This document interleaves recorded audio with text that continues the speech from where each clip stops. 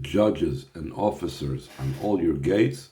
And we were speaking about that the gates are the two explanations of the word gates. Either it's talking about the 248 limbs and organs. Another explanation is it's talking on the eyes, ears, nose, and mouth. And they're really connected because from the eyes, ears, nose, and mouth, that's how it comes upon all the rest of the gates on the rest of the limbs of the body. So really both explanations are connected with each other. And we spoke about that these gates, the Sefer Yetzirah says they are doubled because there's the gates from the perspective of the godly soul, there's the gates from the perspective of the Nefesh HaBahamis, and also in the Nefesh HaLekis itself, there's these gates the way they are in the matters of Chesed, which is Rafui, like the letters that are soft letters, versus there's Dogish, there's the gates that's in the way of Gvura, like the difference between Beis Shammai and Beis Hillel. So now we're going to get back, once we've identified the idea of the different gates, now we're going to get back to the topic of the officers and the judges that we have to place on the gates. Again, second page, second paragraph, Shin Chafal. That's where it says judges and officers. You shall place to you. Shoftim hu inyan hamishpat. Judges is the idea of a judgment. שעריך לשפוט בעצמו. A person needs to judge themselves. Eich tzarich lias hasharecha. How are your gates supposed to be? Darf abmishpatim. Visa darf sein der sharecha. He needs to make a judgment how your gates has to be. I know it's referring to Amaisa, the level of action, because what were we talking about? The 248 limbs and organs. Those are things that are function in the world of action. The same thing, the gates of the eyes, ears, nose, mouth, these are all to lead us to action. So a person needs to be a judge of their actions. In other words, a person cannot just sail through life. When they do something, it has to be done with thought. Yetzirah is a craftsman. He's a professional. He knows what he's doing exactly. Like it's known, the saying of the Tzemach Tzedek,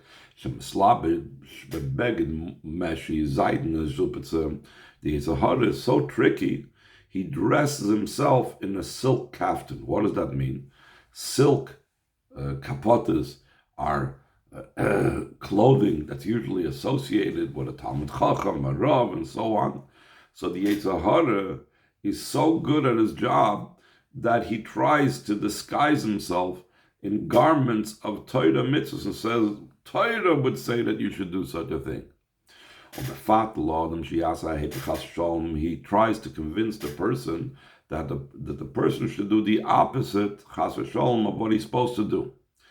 That's why you need judges. For this, we need to have judges. A person needs to judge himself. And in himself, if the particular action that I'm considering, is it from the side of holiness or the opposite? Once we've already had the shoftim, then there's the next step. Afterwards, there has to be the idea of officers. The difference between judges and officers, even in the simple sense, is the judges are the ones that decide according to intellect, according to reasoning. They decide the court case. What's right, what's wrong. And the officer's job is to enforce and to make sure that the actual court judgment is followed. So a court can order Reuven to pay Shimon X amount of money, and the officers are the ones that have to make sure that he does so. So too, it's an avodah of when it comes within one's inner gates, an inner shoftim v'shoitrim. The tchila tzarich liyas hamishpat k'moishnis bar leil. First has to be the judgment, like we said earlier, that he has to make a judgment to decide if something is right or not. And afterwards has to be the officers. It can't just remain theoretically that he came to the conclusion that this is right and the other thing is wrong. There has to be now enforced in action to do it in thought, speech, and deed, in actuality. Nimtza comes out, the shoftim judges is the level of intellect, the brain in the person. V'shoitrim hu inyan hamidus shebabapoil, and the officers is the emotions, the way they are manifest afterwards in actuality. So now, when we say both together, we use it in the same context, we put it in the same sentence. Well, according to this, we have to say the shoftim v'shoitrim titul lacham hainu amshachas hamoichin b'midas. When it says you shall place for you judges and officers, so it doesn't just mean in the simple sense, like, for example, the Shachal HaTorah would mean it. Make a judgment call, decide what you're supposed to do, and do it right. The Rebbe expands it in a more deeper, pnimius nefesh type of avodah, that it's the idea of taking the judges, the idea of intellect, and not just remaining in the world of intellect, but also hamshachas hamoichin b'midas, to bring it down into the level of emotions, because we said the officers are about the emotions that are going to bring it into actuality. And the Rebbe connects this, that this combination of bringing the intellect into the emotions, shezeu avodah the sfiras ha'omer. The avodah of sfiras ha'omer is the same thing. And we know she'avodah zui akdama v'achana l'matan Torah. Sfiras ha'omer, which is, like he just now said, is the drawing down of intellect into the emotions, is a preparation and an introduction to the giving of the Torah. We're drawing down the intellect into the emotions. Therefore, we count 7 weeks corresponding to the 7 emotions, because we're trying to direct the emotions to be in the right way. And what is responsible for directing the emotions in the right way? That's the intellect. That's what it means, that you have the shoftim going into the shotrim, the intellect coming into the emotions in all your gates. That from the 7 gates. Maybe he means to hint that the 7 gates has to do with the 7 midas. I'm not sure exactly, but maybe that's also the connection over here. That from the 7 gates, from the 7 midas, comes out afterwards all the 248 limbs. And what do the 248 limbs have to do with? These correspond to the 248 mitzvahs aseh. All of this is a preparation for Matan Torah. In other words, just like Sfiras HaOmer was a preparation for Matan Torah, first you have to draw down the moichin into the midas. Then you can have the giving of the Torah, you can have the mitzvahs.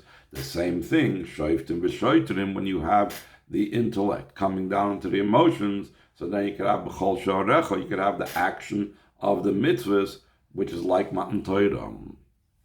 And then the Rebbe says it's not just the connection between the moichin and the midas that's to be found by Sfiras HaOmer as a preparation for the giving of the Torah.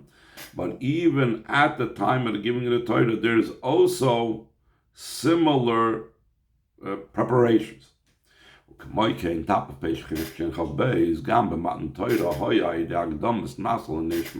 in Matan Torah, it took place. How did Matan Torah take place? You had to preface, you had to first say Nasa, and then we had Nishma. Nasa before Nishma, Hainu avoided the Kabbalah's oil. That's the avoid of accepting the yoke of heaven. It's a medrash, like it's brought down the medrash Moshe Mal Shabali. It's a metaphor for a king before they came to the city. Amr le'avodah. So his servants told him, make decrees upon us, give us direction, tell us what you want us to do. We're at your service. Amr lahem. So he told them, Tchila kablu malchusi. First, accept me as your king. accept my kingship. And afterwards I will give you decrees, I will tell you what I want from you. This type of idea of accepting the kingship of the king before he actually gives him the mitzvahs, that's the avoid of Kabbalah soil. So that's why Nasa before Nishma as the avoid of Kabbalah soil had to proceed to give him the Torah. Therefore, when the Yidden heard Aser Sadibris, you couldn't go straight into Aser Sadibris. First, there had to be the avoid of Kabbalah soil. That had to be first, like the king said, accept my kingship. And afterwards, I'm Avai, your God. Then you can go ahead and give him the Aser Sadibris and all the mitzvahs. That's just like we said a few lines ago. First, it has to be the acceptance of the yoke of heaven, and afterwards the actions of the mitzvahs. That is in general that we need to have that type of approach in Klal Yisrael, in the giving of the Torah, in the general big picture, Kabbalah soil, then mitzvahs. That's just like the drawing down of the intellect into the emotions so that you got to do the right thing. In a similar vein, you need to have Kabbalah soil before the actions of the mitzvahs on a daily basis. That's what it's brought down in Gemara. Why does the parsha of Shema Yisrael Shem Elokeinu have to precede the Beseder Amiras HaParish is Magdim in Shema L'Voyim Shemoya, then the order of reciting Kriya Shema every single day. We say Shema before we say Voyim Shemoya. The reason for that is Al Kadesh Yikabel Olav Oil Mach Shemayim Tchila V'Achar Oil Mitzvah, so he should accept upon himself first the yoke of the kingdom of heaven. That is proclaimed by saying Shema Yisrael Hashem Elokeinu Hashem Echad. As we're going to see soon in Rosh Hashanah, that's one of the 10 psukim of Malchus. In other words, the pasuk of Shema Yisrael is proclaiming and accepting Hashem as our king. And V'acharkach oil mitzvahs, in the second part, it says, that's about mitzvahs. So you have that type of introduction, Kabbalah soil, then you have the mitzvahs. But this type of Kabbalah oil is not something we get stuck in the Kabbalah oil. We need to go from the Kabbalah oil to the actual point of the mitzvah. In the Kabbalah oil, the idea of accepting the yoke of heaven in a general sense, Nasa before Nishma, we don't even know what we are doing. We just take on Hashem as king. Shema Yisrael, Hashem Elokeinu, Hashem Echad.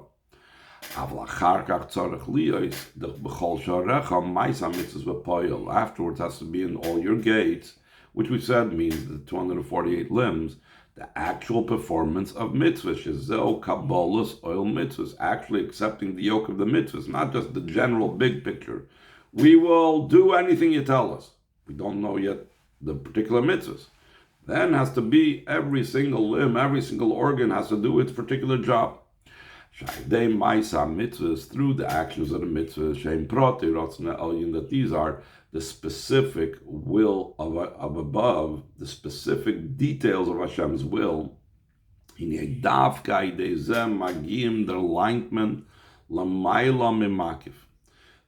the mitzvahs, one reaches specifically in the details, in the minutiae of the mitzvahs. We reach higher than the level that's even transcendent, meaning Ratzon in general, Hashem's will, and the idea of devoting ourselves to Hashem, and Kabbalah soil, and Agdamas Nasal and Nishma, all of these things are a makif thing. The details reach higher than the makif. Va'afilu l'mayla b'pnimius makif, even higher than the level that's called the inner level of the makif. And even higher, va'etzem makif, ad la'atzmus mamish. The details touch and matter Hashem's very essence. How come? Why would the details, why would the minutiae of the mitzvahs In other words, we would think what's more important to Hashem, who is beyond everything and unlimited, would be our devotion to Him. The details are the details already. But we're saying no. The details specifically of the mitzvahs, they matter all the way to Hashem's essence. How come? Because Hashem desired to have a home down there below. And when does that home manifest? How is that home accomplished? This is going to be a very crucial point. The idea of ischalkus for the rest of the Maimer is going to be very important over here. When do you have the dir b'tachtonim? When you have the division and breaking down into details. That's the innermost level. That's the pnimius. That's the part that is permeating, that comes down into the actions of the mitzvahs. That specifically in that division and details, through that we come to the revelation of Hashem's essence. So too above, that his chalkus has a very important place. This galus ha'atzmus spheres, that the revelation of Hashem's essence is in the 10 spheres. That's the idea of the vision. That's why it says that Hashem made the spheres or created the world, so we should know Him. And the idea of knowing Him is that we know Him through the spheres. So Hashem's revelation of His essence comes through the chalkus of the 10 spheres. So this can be the point now about the vision and detail, how crucial and how important it is for everything that has to come about. This is the advantage of the idea of judgment and justice. We brought the beginning of the Maimer, the Medrash, that says Hashem loves justice and judgment, and He gave it to His children that He loves as well.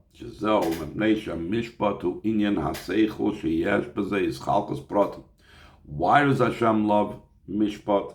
Because it's intellect. And intellect, by its very nature, is something that is connected with a division of details. A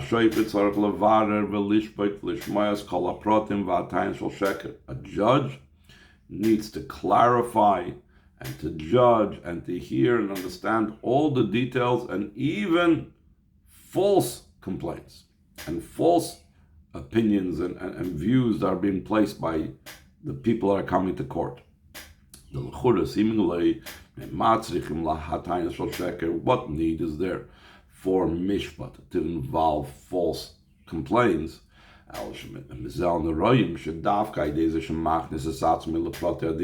Specifically through the judge investing and embedding himself into the details of the court case, of the issue that's standing before him, until false complaints. Only through that, through going into the minor details, into the minutia, then he merits to make a judgment that's completely and thoroughly truthful. That then we say when he comes to the halacha kamoisai is when Hashem is with him. And when is the halacha? When he's done everything he can, due diligence to be able to examine every single detail as unappetizing as it may be, because it's dealing with falsehood and so on. When could this take place? That he actually is zoich to make a true judgment. When he knows all the details. And now the Rebbe brings this in from a very interesting Maimer Chazal that we're all familiar with. Shizel Mashakosov. This is also what it says in Pirkei Avos. Do not judge your friend until you reach his place specifically. What's the point? You reach his place. What's the point of reaching his place? The person that's doing the judgment has to place himself in the place of the person that he's judging. Because only then is he able to know and examine all the details, and then he can make a true judgment. But if he's not in that person's place, he doesn't have therefore all the details necessary, he's incapable of making a true judgment. All of this is to lead us to the idea that nimtza the mishpat hu inyan shel pratim, that mishpat is the idea of details. Therefore Hashem loves mishpat because, like we said before, that Hashem is found in the details. Not like lahavdil and velt, that something else is found in the details. Hashem is found in the details because that is what makes for the Eibishter dir b'tachtoin. And the idea of judgment, which we said is the idea of details, is specifically given to the Yidden, like the king that gave his favorite possession, his orchard, to his favorite child. Why is it given to the Yidden, like the Medrash says? Because Hashem loves the Yidden, they are a youth. The idea of nar, youth, indicates that he's a minor. What is that in Avodas Hashem? This is the non-complex, pure belief and faith in Hashem that every single Yid has, not because of their avodah, Ella, Yerusha Hilonum Avseinu, it's an inheritance from our forefathers. Like it's explained in Tanya, what's the idea of an inheritance? That the person that's inheriting did not put in any toil and any effort in it whatsoever. Even a small child can inherit. And how does he inherit? We don't say, well, you're a small child, you only inherit a little. It doesn't work that way. He inherits the entire essence. Though he might receive it and take it in a way of a minor way, let's say as a child, he doesn't need big portions, he doesn't need lots of money, let's say, so he only takes it in a very minor childlike way. Still in all, he inherits the entire essence. And now we connect this idea of the childlike aspect of the Yidden with the Mishpat. For this reason, the Mishpat, the details, the mitzvahs are given dafka to Yidden, because of their power, of their pure faith. I like the very well-known saying, that the simplicity and the purity and the unadulterated aspect of the simple person, of the non-complex person, takes and connects with the non-complex nature of Hashem's very essence. That's also the connection with justice. Just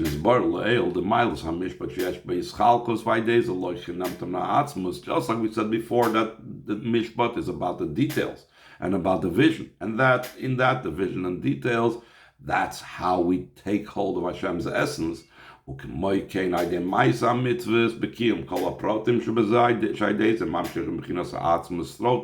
fulfillment of mitzvahs, in doing all the details, that through that we draw down Hashem's essence. This means though will is beyond details, through what is the drawing down? How do we connect with that unbelievable will and that huge will? That's only through the details. For this reason, in the actions of the mitzvahs, every detail matters. The minutiae matters. When there is a will that's beyond the intellect, every detail matters. So you can see this from an example from a child. The child wants something, it's not a logical wanting. And if you give him only 99% of what he wants, he's going to have a fit. He's going to have a crying tantrum. He's going to throw himself. He's going to cry. He's unconsolable. Why? Because when you're dealing with pure will, every detail matters. One detail off, it's all off. Still in all, where does one take the essence? It's only the details. So he concludes with that's the connection between Par Shoftim and El. That El is man mugbel chedel nefesh. El is a limited time, a set aside time for making an accounting of the soul, machshava dibra ma'aser pratis, and thought, speech, and deed in specifically. It begins from your gates, the 7 gates. Afterwards, it comes down to all the 248 limbs. The zel in the shoftim v'charkach shoitrim, that's the idea of judges and afterwards officers. Zel b'avodas adam kanal, that's the avodah of the person, like we said before. V'charkach nimshach kein gam ba'olam, afterwards it comes down also into the world this way. Shetchili am shacham al ma'ila doidili. First, it's the drawing down from above. My beloved to me, shezel agilim al ma'ila, it's revelation from above. Until it will be that everyone that's made will know that you made him. First will come down Eretz Yisrael. Eretz Yisrael in the future will expand in all the lands. It will be drawn down to the entire world. Like it says in our parsha, and Hashem will broaden your boundaries and will give you the lands of the Kenik Nizvah Kadmoini, the Mashiach came, will be through Mashiach. Amen.